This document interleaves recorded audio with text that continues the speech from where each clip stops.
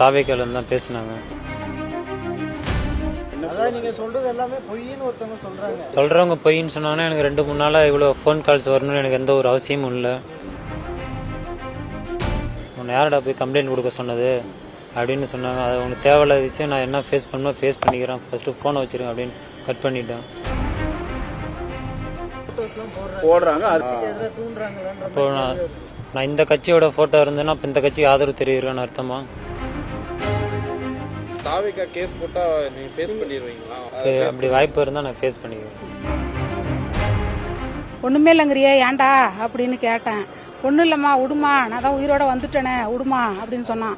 ஆனால் வீழ்ந்தது என் பையன் தான் சார், பாதிக்கப்பட்டது நாங்கள் தான். எந்த கட்சியுமே சரிதான். என் புள்ள வீழ்ந்து போச்சு, சரத்குமார் தான் வீழ்ந்தது. அவங்களுடைய அம்மா தான் நான். அந்த பையன் பேட்டி கொடுக்குறான்னா அந்த பையன் என் புள்ள கிடையாது, நானும் அவங்க அம்மா கிடையாது. இதான் சார் உண்மை. மாநாட்டுக்கு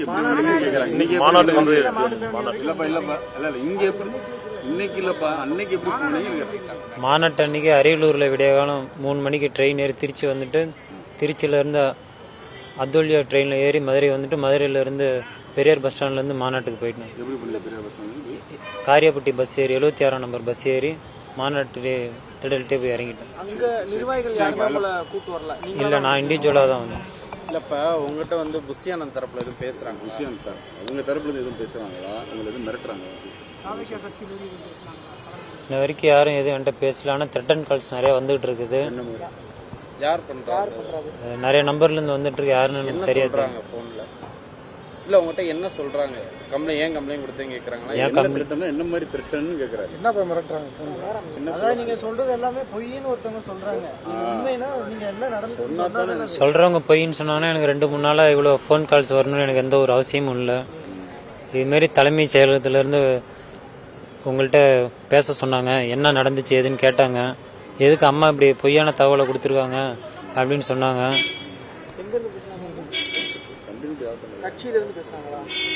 கட்சியிலேருந்து பேசல, எனக்கு கான்ஃபரன்ஸ் கால் போட்டு பேசியிருந்தாங்க. தாவேக்காலன்னு தான் பேசினாங்க.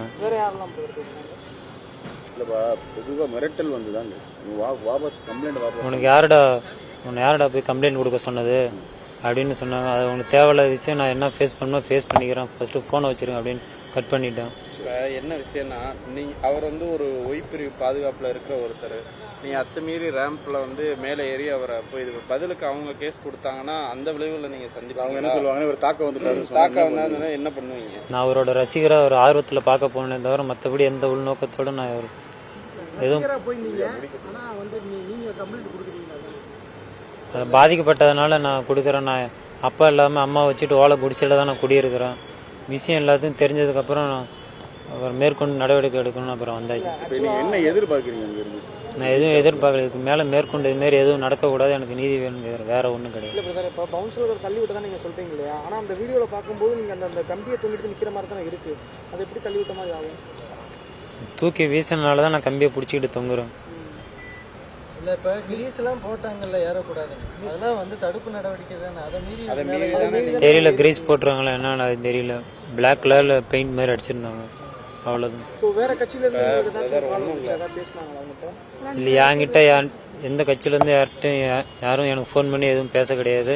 எந்த பின்பலமும் நான் இல்லை. நானும் அம்மா பாட்டி மட்டும்தான் வீட்டில் இருக்கிறோம். அப்பா யாரும் எதுவும் கிடையாது. ஓலை குடிச்சல என்னை யாரோ ஃபோர்ஸ் பண்ணி இப்படி பண்ண அப்படி பண்ண எதுவும் தூண்டல் பேரில் யாரும் எனக்கு எதுவும் சொல்லு கொடுக்கவும் கிடையாது. இப்படி சொல்லி செய்யணும்னு சொல்ல கிடையாது. இதோட ஆஃப் பண்ணிக்கோங்க. அது யாருன்னு தெரியல. தாவேக்கா கேஸ் போட்டா நீங்க ஃபேஸ் பண்ணிடுவீங்களா அவங்க கேஸ்? ஏன்னா அப்படிதான் சொல்லிட்டு இருக்காங்க. உங்க மேல வழக்கு போடுறதுக்கான வாய்ப்பு இருக்குன்னு சொல்றாங்க. சரி, அப்படி வாய்ப்பு இருந்தா நான் ஃபேஸ் பண்ணிக்கிறேன். ஓகே தம்பி, அன்னைக்கு மாநாடு நடந்த அன்னைக்கு ரயில்வே ஜங்ஷன்ல இருந்து போனீங்கல்ல, அங்க ரொம்ப ஏர்லியராகவே போயிட்டீங்களா? நான் ஏர்லியராகவே போயிட்டேன். எத்தனை மணி பஸ்? ட்ரெயினில் 3 மணி ட்ரெயின் போயிட்டேன். குருவாயூர் எக்ஸ்பிரஸ். காரியாபட்டி பஸ் போனீங்களா? அது எத்தனை மணி பஸ்? காலையில் மாநாடு எத்தனை மணிக்கு வந்தீங்கன்றார் பஸ்ல இருந்து 9 மணிக்குள்ள ரீச் ஆயிட்டோம். காரியாபட்டி 76ஆம் நம்பர் பஸ்ல ஏறி போய் மாநாடு ரீச் ஆயிட்டோம். பஸ் போச்சு, அதை நீங்க கேட்டு தெரிஞ்சுக்கோங்க. பஸ் போச்சு, 76ஆம் நம்பர் பஸ். பஸ் போச்சு.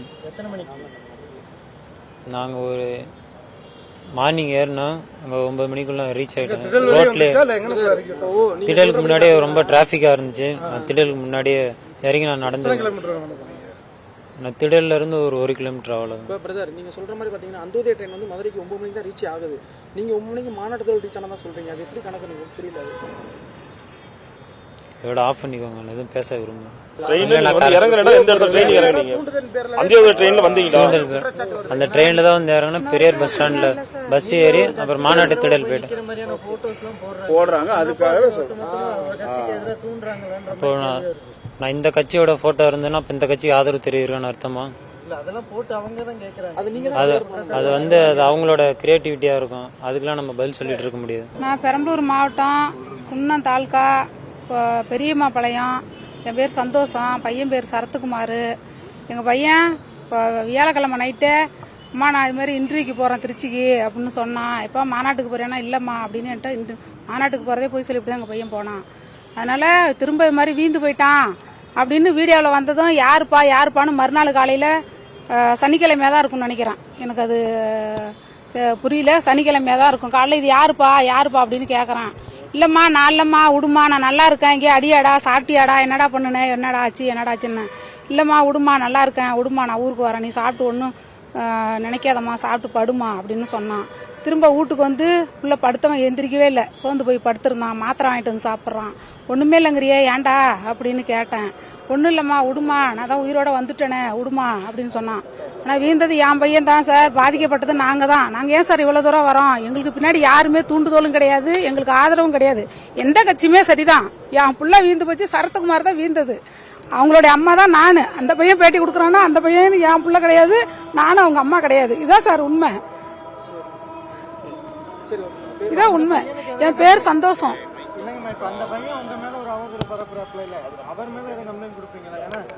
அந்த பையன் யாருன்னு எனக்கு தெரியாது சார், என்ன ஊருன்னு தெரியாது, என்ன மாவட்டம்னு தெரியாது. நாங்க எதுக்கு சார் அந்த பையன் மேல கம்ப்ளைண்ட் கொடுக்கணும்? எங்களை தான் சார் போடுறாங்க. நாங்க இப்ப ஏதாவது தப்பா அவங்கள பத்தி பேசிருக்கோமா சார்? சொல்லுங்க சார். கோர்ட்ல அவங்களும் ப்ரூவ் பண்ணிட்டு நம்மளும் பண்ணும். என்ன சார் இனிஷியல் தான் சார் பண்ணிருக்காங்க. சொல்லுங்க, கமெண்ட் பண்ணிடுறாங்க, எல்லாம் சொல்றாங்க. அவங்களும் ஆனோட அவங்க தாய் என்னை மாதிரி தானே நினைச்சிருப்பாங்க. சொல்லுங்க, அவங்க என் பிள்ளையா அவங்களோட பிள்ளையா இருந்தா அது மாதிரி தானே நினைச்சிருப்பாங்க. அவங்க அம்மாவை இன்னைக்கு பேட்டி கொடுத்துருக்காங்க என்ன ரொம்ப தவறா பேசி. சொல்லுங்க, எங்களுக்கு நீதி வேணும், நியாயம் வேணும் சார். எங்க பையனுக்கு இது மாதிரி ஆனது இன்னொரு பையனுக்கு ஆகக்கூடாது. எங்களுக்கு இன்னொரு பையனுக்கு வரக்கூடாது. எங்களுக்கு நியாயம் கிடைக்கணும் சார். இது மாதிரி நடக்கக்கூடாது. எந்த பிள்ளைக்கும் இந்த மாதிரி நடக்கக்கூடாது. ட்ரெண்ட ஃப்ரெண்ட் ஆக்கிக்கோங்க. தந்தி டிவியின் சப்ஸ்கிரைபர்ஸ் அண்ட் ஃபாலோவர்ஸ் குடும்பத்துல நீங்களும் இணையுங்க.